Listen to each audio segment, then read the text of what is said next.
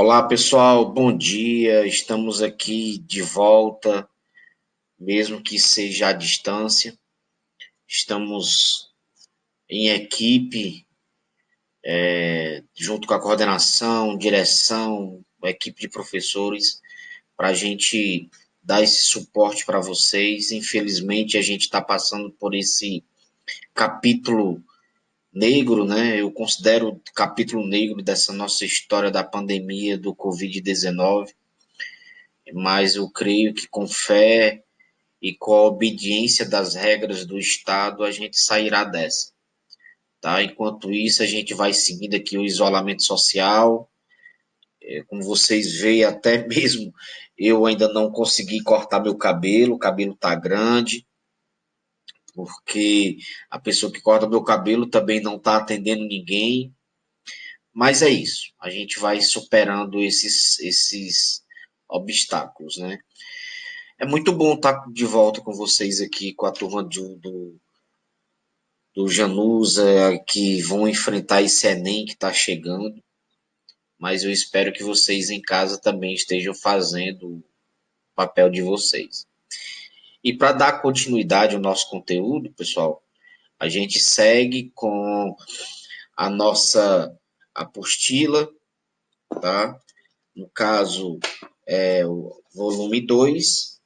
A gente segue com o volume 2 na geografia 1, tá? Aula 10.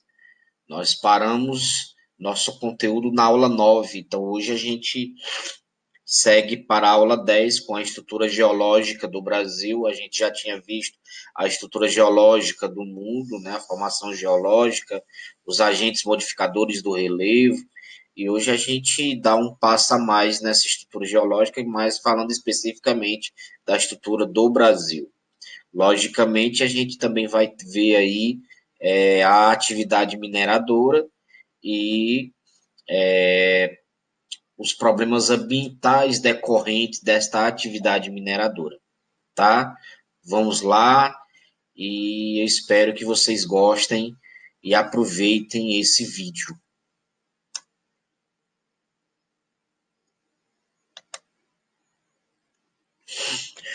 Nós temos o Brasil, pessoal, formado por praticamente duas bases geológicas, duas formações. Nós temos a os escudos cristalinos e as bacias sedimentares, né?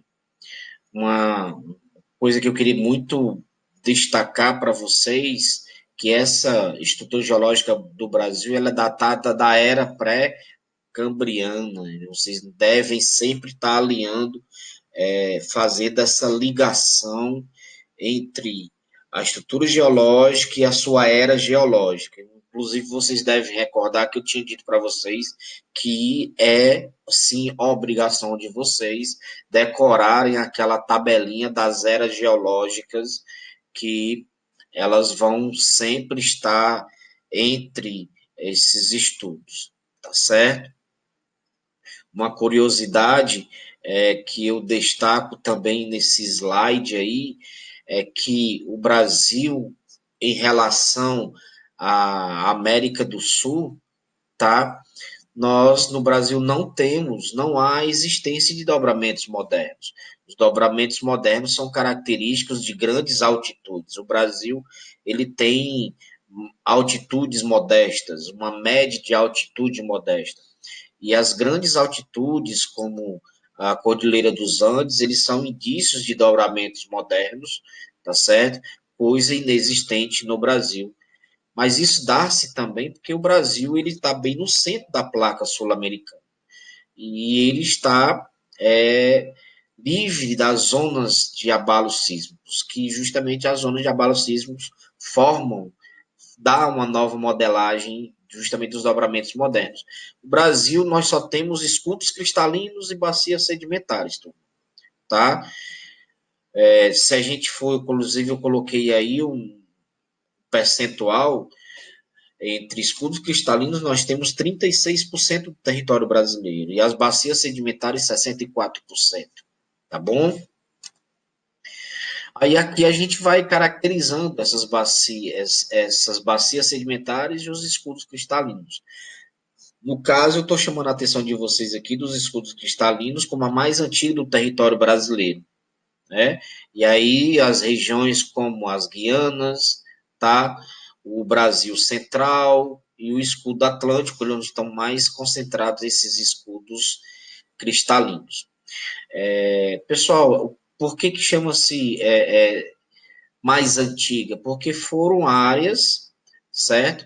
Que sofreram um desgaste maior de agentes modificadores de relevo, tá certo? Os agentes exógenos, tá certo?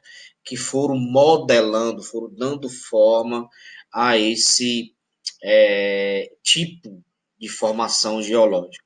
Na imagem, inclusive, nós temos aí um exemplo de um escudo cristalino, porque os escudos cristalinos eles estão modelados, eles estão mais sensíveis ao desgaste.